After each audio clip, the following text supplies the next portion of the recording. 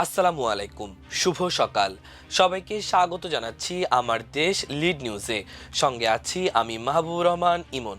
আমাদের আজকের লিড নিউজের শিরোনাম, খামেনির ছেলে মুস্তফা ইরানের সর্বোচ্চ নেতা। চলুন দর্শক, লিড নিউজটির বিস্তারিত জেনে নেওয়া যাক। মুস্তফা খামেনিকে নতুন সর্বোচ্চ নেতা হিসেবে বেছে নিয়েছে ইরানের অ্যাসেম্বলি অব এক্সপার্টস। গতকাল সোমবার ভোরে এই ঘোষণা দেওয়া হয়। তার প্রতি সমর্থন জানিয়েছেন দেশটির রাজনীতিবিদ ও সামরিক কর্মকর্তারা। খবর বিবিসি ও আল জাজিরার। 28 ফেব্রুয়ারি আমেরিকা ও ইসরায়েলের হামলায় ইরানের সর্বোচ্চ নেতা আয়াতুল্লাহ আলী খামেনির বাসভবন ও কার্যালয় কম্পাউন্ড ব্যাপকভাবে ক্ষতিগ্রস্ত হয়। সে সময় তিনি পরিবারের বেশ কয়েকজন সদস্য এবং কয়েকজন শীর্ষ সামরিক কর্মকর্তা নিহত হন। এরপর থেকে মুস্তফাকে সর্বোচ্চ নেতা ঘোষণা করা হতে পারে বলে গুঞ্জন শোনা যাচ্ছিল।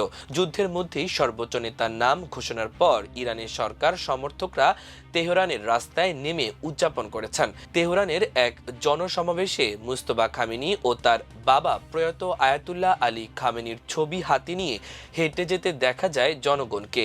এএফপি জানিয়েছে, সোমবার সকালে তেহরানের একটি চত্বরে হাজারো মানুষ জড়ো হয়ে নতুন নেতার প্রতি আনুগত্য প্রকাশ করেছেন। এদিকে খামেনির ছেলেকে সর্বোচ্চ নেতা হিসেবে বেছে নেওয়ায় যুক্তরাষ্ট্রের প্রেসিডেন্ট ডোনাল্ড ট্রাম্প সন্তুষ্ট নন বলে জানা গেছে। এর আগে তিনি বলেছিলেন, খামেনির ছেলে আমার কাছে গ্রহণযোগ্য নয়। তিনি এও বলেছিলেন যে তার অনুমোদন ছাড়া যেই ক্ষমতায় আসুক না কেন সে দীর্ঘদিন টিকতে পারবে না। ইসরায়েলও খামেনির দ্বিতীয় ছেলেকে নতুন সর্বোচ্চ নেতা হিসেবে নিশ্চিত করার আগেই সতর্কবার্তা দিয়েছিল। তাতে তারা বলেছে, প্রয়াত আয়াতুল্লাহর যে কোনো উত্তরসূরির বিরুদ্ধেই তারা অভিযান চালিয়ে যাবে। গতকাল যুদ্ধের 10ম দিনে মুস্তফাকে নতুন নেতা হিসেবে ঘোষণার পর ইসরায়েলে নতুন করে ক্ষেপণাস্ত্র ছুড়ছে ইরান। এতে 2 জন নিহত ও বেশ কয়েকজন আহত হন। মধ্যপ্রাচ্যের বিভিন্ন মার্কিন স্বার্থেও হামলা অব্যাহত রেখেছে দেশটি। এই পরিস্থিতিতে যুক্তরাষ্ট্র তাদের দূতাবাস কর্মীদের সৌদি আরব ছাড়ার নির্দেশ দিয়েছে। এছাড়া পূর্বে আহত এক মার্কিন সেনা নিহত হয়েছেন। অন্যদিকে ইরানে হামলা অব্যাহত রেখেছে ইসরায়েল ও যুক্তরাষ্ট্র। এছাড়া লেবাননেও তীব্র লড়াইয়ের খবর পাওয়া গেছে। 1969 সালের 8 সেপ্টেম্বর ইরানের উত্তর পূর্বাঞ্চলীয় শহর মাশহাদে জন্মগ্রহণ করেন মুস্তফা। তিনি খামেনির 6 সন্তানের মধ্যে দ্বিতীয়। তেহরানের ধর্মীয় আলাভি স্কুলে তিনি মাধ্যমিক শিক্ষা লাভ করেন। ইরানি গণমাধ্যমের তথ্য অনুযায়ী 17 বছর বয়সে ইরান ইরাক যুদ্ধ চলাকালে তিনি স্বল্প সময়ের জন্য বেশ কয়েকবার সেনাবাহিনীতে কাজ করেছিলেন। এরপর 1999 সালে তিনি ধর্মীয় পড়াশোনা চালিয়ে যেতে পবিত্র শহর কমে যান, যা শিয়া ধর্মতত্ত্বের একটি গুরুত্বপূর্ণ কেন্দ্র হিসেবে বিবেচিত হয়। তবে তিনি বেশিরভাগই সময় নিজেকে আড়ালে রেখে আসছিলেন। তিনি কখনো কোনো সরকারি পদে ছিলেন না এবং জনসম্মুখে কোনো বক্তৃতা বা সাক্ষাৎকারও দেননি। তার খুব অল্প সংখ্যক ছবি ও ভিডিও বাইরে এসেছে। তার বাবা আলী খামেনি এবং তার পূর্বসূরি ইসলামী প্রজাতন্ত্রের প্রতিষ্ঠাতা রুহুল্লাহ খোমেনি উভয়ই 1979 সালের ইরানি বিপ্লবে উৎখাত হওয়ায় পাহলভি রাজতন্ত্রের বংশানুক্রমিক ক্ষমতা হস্তান্তরের সমালোচক ছিলেন। যুক্তরাষ্ট্র 2019 সালে মুস্তফা খামেনির ওপর নিষেধাজ্ঞা আরোপ করে। মুস্তফা খামেনিকে অভিনন্দন জানিয়েছেন দেশটির প্রেসিডেন্ট মাসুদ পেজেশকিয়ান। পররাষ্ট্রমন্ত্রী আব্বাস আরাকচি, দেশটির সশস্ত্র বাহিনী, পুলিশ ও ইসলামী বিপ্লবী গার্ড বাহিনী আইআরজিসি মাসুদ পেজেশকিয়ান বলেছেন, মুস্তফা খামেনির নিয়োগ জাতির জন্য মর্যাদা ও শক্তির নতুন যুগের সূচনা করবে। এই নিয়োগ জাতীয় ঐক্যকে সুসংহত করার জন্য ইসলামী জাতির ইচ্ছার প্রকাশ। আইআরজিসি মুস্তফার প্রতি তাদের আন্তরিক ও আজীবন আনুগত্য ঘোষণা করেছে। তারা জোর দিয়ে বলেছে, তারা সব আদেশ মেনে চলবে এবং তা বাস্তবায়নে সদা প্রস্তুত থাকবে। ইরানের সশস্ত্র বাহিনীও নতুন সর্বোচ্চ নেতা মুস্তফাকে সমর্থন জানিয়েছে। এছাড়া স্পিকার মোহাম্মদ বাঘের কালিবাফ এবং নিরাপত্তা সচিব আলী লারিজানি সহ শীর্ষ ইরানি নেতারা নতুন সর্বোচ্চ নেতার প্রতি আনুগত্যের প্রতিশ্রুতি দিয়েছেন। ইরানের নতুন সুপ্রিম লিডার মুস্তফা খামেনিকে অভিনন্দন জানিয়েছেন রাশিয়ার প্রেসিডেন্ট ভ্লাদিমির পুতিন। তিনি বলেন, আত্মবিশ্বাসী মুস্তফা খামেনি তার বাবার কাজ মর্যাদার সঙ্গে এগিয়ে নিয়ে যাবেন এবং কঠোর পরীক্ষার মুখে ইরানি জনগণকে ঐক্যবদ্ধ করবেন। রাশিয়া সবসময় তেহরানের পাশে থাকবে। বদর অর্গানাইজেশন একটি শিয়া রাজনৈতিক দল এবং আধা সামরিক বাহিনী। সংগঠনটি বলেছে নতুন নেতৃত্ব ইসলামী বিপ্লবের পথে বরকতময় ধারাবাহিকতায় প্রতিনিধিত্ব করছে। আসাইব আহল আল হক নামে অপর একটি গোষ্ঠী বলেছে মুস্তফা খামেনিকে বেছে নেওয়া প্রতিরোধ অক্ষের কেন্দ্রীয় স্তম্ভ হিসেবে ইসলামী প্রজাতন্ত্রের ভূমিকা আরও শক্তিশালী করার ইঙ্গিত দেয়। কাতারের হিজবুল্লাহ বলেছে এই সিদ্ধান্তটি জাতির সাথে থাকা অস্তিত্বগত চ্যালেঞ্জগুলো সম্পর্কে গভীর উপলব্ধির প্রতিফলন। সংগঠনগুলো ইরানপন্থী হিসেবে পরিচিত। চীনের পররাষ্ট্র মন্ত্রণালয় জানিয়েছে ইরানের নতুন সর্বোচ্চ নেতা হিসেবে মুস্তফা খামেনিকে নির্বাচিত করাটা দেশটির অভ্যন্তরীণ বিষয়। চীনের পররাষ্ট্র মন্ত্রণালয়ের মুখপাত্র গুয়ো জিয়াকুন বলেন, এটি ইরানি পক্ষের নেওয়া একটি সিদ্ধান্ত যা তাদের সংবিধানের ভিত্তিতেই করা হয়েছে। ফক্স নিউজের উপস্থাপক ব্রায়ান কিলমিড বলেছেন, ইরানের সর্বোচ্চ নেতা হিসেবে মুস্তফা খামেনির নাম ঘোষণার পর তিনি মার্কিন প্রেসিডেন্ট ট্রাম্পের সঙ্গে কথা বলেছেন। ট্রাম্প তাকে বলেছেন তিনি সন্তুষ্ট নন।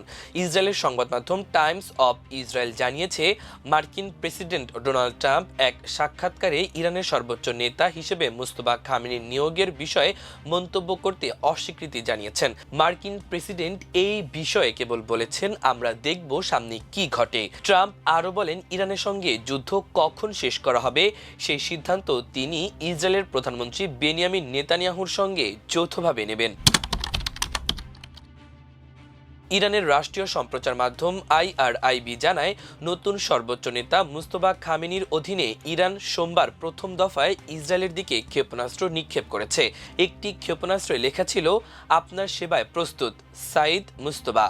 ইসরায়েল জানিয়েছে, সোমবার সকালে সেন্ট্রাল ইসরায়েলের তেল হাসামোর এলাকায় ইরানের হামলায় 2 জন নিহত হয়েছেন, আহত হয়েছেন আরও 1 জন। এদিন অন্তত 6টি স্থানে হামলা চালায় ইরান। এসব হামলায় ক্লাস্টার বোমা ব্যবহার করা হয়েছে। ইরান গতকাল মধ্যপ্রাচ্যের বিভিন্ন দেশেও হামলা চালিয়েছে। কাতারের স্থানীয় সময় রোববার রাত 3টার দিকে দোহার আকাশে 12টি বা তারও বেশি জোরালো বিস্ফোরণের শব্দ শোনা যায়। বাহরাইনের রাষ্ট্রীয় গণমাধ্যম জানিয়েছে, চিত্রা এলাকায় একটি ড্রোন হামলায় 32 জন বাহরাইনি আহত হয়েছেন। দেশটিতে হামলায় একমাত্র এবং বৃহত্তম তেল শোধনাগার বাপকো এনার্জিস এলাকায় ধোঁয়ার কুণ্ডলী দেখা যায়। সৌদি আরবে প্রতিরক্ষা মন্ত্রণালয় জানিয়েছে, সায়বা তেল ক্ষেত্রে লক্ষ্য করে পাঠানো কয়েকটি ড্রোন ভূপাতিত করা হয়েছে। সৌদি আরামকো পরিচালিত এই তেল ক্ষেত্রটি প্রতিদিন সাধারণত 10 লাখ ব্যারেলেরও বেশি তেল উৎপাদন করে। সৌদি প্রতিরক্ষা মন্ত্রণালয় বলেছে, রাজধানী রিয়াদের উত্তরে 2টি ড্রোন ভূপাতিত করা হয়েছে এবং শহরের কূটনৈতিক এলাকাকে লক্ষ্য করে ছোড়া একটি ক্ষেপণাস্ত্র ধ্বংস করা হয়েছে। দেশটির পররাষ্ট্র মন্ত্রণালয় এক বিবৃতিতে মধ্যপ্রাচ্যের বিভিন্ন দেশে ইরানের হামলার নিন্দা জানিয়েছে। বিবৃতিতে বলা হয়, এসব দেশে হামলা চলতে থাকলে ইরানই সবচেয়ে বেশি ক্ষতিগ্রস্ত হবে।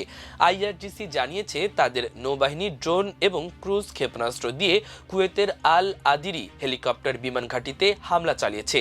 এতে ঘাঁটির জ্বালানি ও গ্যাস ট্যাঙ্ক, মার্কিন হেলিকপ্টার, র্যাব, রসদ এবং সহায়তা সুবিধা ধ্বংস করা হয়েছে।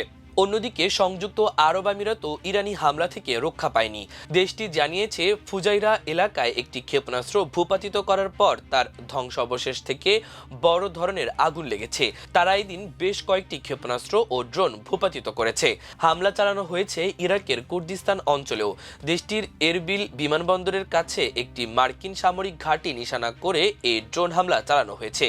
অন্যদিকে ইরাকের রাজধানী বাগদাদের আন্তর্জাতিক বিমানবন্দরের কাছের একটি মার্কিন কূটনৈতিক স্থাপনা নিশানা করেও ড্রোন ও রকেট হামলা হয়।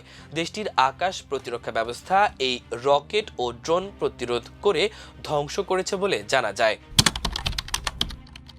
উপসাগরীয় দেশগুলোতে ইরানের ড্রোন হামলা অব্যাহত থাকায় যুক্তরাষ্ট্রের স্টেট ডিপার্টমেন্ট সৌদি আরবে নিযুক্ত মার্কিন সরকারের জরুরি নয় এমন কর্মী এবং তাদের পরিবারের সদস্যদের দেশ ত্যাগের নির্দেশ দিয়েছে। একই সঙ্গে বিভাগটি মার্কিন নাগরিকদের সৌদি আরব ভ্রমণের বিষয়টি পুনর্বিবেচনা করার জন্য তাদের আহ্বান পুনরায় জানিয়েছে। ইউএস সেন্ট্রাল কমান্ড জানিয়েছে, সৌদি আরবে মার্কিন ঘাঁটিতে ইরানি হামলায় আহত আরও 1 সেনার মৃত্যু হয়েছে। 28 ফেব্রুয়ারি ইরানকে লক্ষ্য করে যুক্তরাষ্ট্র ও ইসরায়েল হামলা চালানোর পর যুদ্ধ শুরু হয়। যুদ্ধ শুরুর পর থেকে এ নিয়ে মোট 7 জন মার্কিন সেনার মৃত্যু হলো। ইসরায়েলি প্রতিরক্ষা বাহিনী আইডিএফ সোমবার বিবৃতিতে বলেছে তারা ইরানের উচ্চপদস্থ কর্মকর্তা সহ বিভিন্ন লক্ষ্যবস্তুতে নতুন করে বিমান হামলা চালিয়েছে। বিবৃতিতে বলা হয়, আইডিএফ ইরানের কেন্দ্রস্থলে অবস্থিত ইরানি শাসকদের অবকাঠামোর ওপর নতুন করে হামলা শুরু করেছে। ইসরায়েলের দাবি, এসব হামলায় ইরানের সর্বোচ্চ নেতার সামরিক কার্যালয়ের প্রধান আবুল কাশেম বাবাইয়ান নিহত হয়েছেন। তিনি সম্প্রতি এই পদে নিযুক্ত হয়েছিলেন। শনিবার চালানো হামলায় তিনি নিহত হন। ইরানের উপস্বাস্থ্যমন্ত্রী আলী জাফরিয়ান গতকাল জানান, গত 9 দিনে 1225 জন নিহত হয়েছেন। আহত হয়েছেন 12,000-এরও বেশি মানুষ। নিহতদের বয়স 8 মাস থেকে 88 বছর পর্যন্ত। এর মধ্যে 200 জন নারী ও 168 জন শিশু রয়েছে। 11 স্বাস্থ্যকর্মী নিহত ও 55 জন আহত হন। যুক্তরাষ্ট্রের জ্বালানি মন্ত্রী ক্রিস রাইট দাবি করেছেন, ইরানের তেল স্থাপনায় যুক্তরাষ্ট্র হামলা চালিয়েছে। এই হামলা চালিয়েছে ইসরায়েল। তেল বা প্রাকৃতিক গ্যাস শিল্পে হামলা চালানোর কোনো পরিকল্পনা ওয়াশিংটনের নেই। ইসরায়েলি প্রতিরক্ষা বাহিনী সোমবার জানিয়েছে, 1 সপ্তাহ আগে হিজবুল্লাহ ইসরায়েলে আক্রমণ শুরু করার পর তারা উত্তরের বাসিন্দাদের নিরাপত্তায় একটি বাফার জোন প্রতিষ্ঠায় রোববার রাতে লেবাননে অভিযান চালায়। লেবাননের স্বাস্থ্য মন্ত্রণালয় জানিয়েছে, ইসরায়েলি হামলায় কমপক্ষে 394 জন নিহত হয়েছেন, যার মধ্যে 83 জন শিশু। ইসরায়েল জানিয়েছে, রোববার দক্ষিণ লেবাননে হিজবুল্লাহর হামলায় ইসরায়েলের 2 সেনা নিহত হয়েছেন। এছাড়া উত্তর ইসরায়েলে হিজবুল্লাহর অবিরাম রকেট এবং ড্রোন হামলা অব্যাহত রয়েছে, যার ফলে লাখ লাখ মানুষকে আশ্রয়ের জন্য মাটির নিচে ছুটে বেড়াতে হচ্ছে। প্রিয় দর্শক, আমাদের লিড নিউজের আয়োজন এ পর্যন্তই। আগামীকাল আরেকটি লিড নিউজ নিয়ে আপনাদের সামনে হাজির হব। সে পর্যন্ত মহান আল্লাহ তাআলা আপনাদের সবাইকে ভালো রাখুক, সুস্থ রাখুক। এতক্ষণ সঙ্গে থাকার জন্য অশেষ কৃতজ্ঞতা। আল্লাহ হাফেজ।